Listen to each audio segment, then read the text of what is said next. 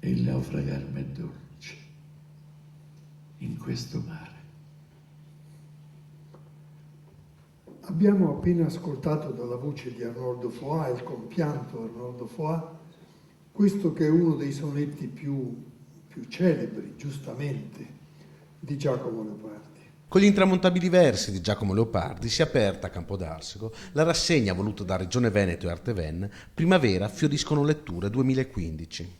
Una serie di 12 serate itineranti ad entrata libera di approfondimento culturale. Con l'aiuto del giornalista Corrado Augias, gli spettatori hanno potuto approfondire l'inedita figura di patriota del poeta di Recanati. È un Leopardi diverso, eravamo abituati, almeno noi che abbiamo studiato in libri di scuola, a una tipologia che scopriamo nuova, diversa, perché quello che conta è anche in qualche modo andare a grattare nel fondo delle cose nuove.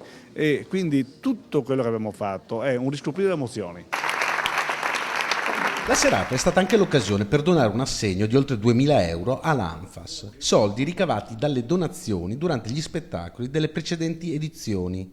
Gli eventi della rassegna infatti sono gratuiti, ma vengono allestite delle postazioni per aiutare le varie associazioni.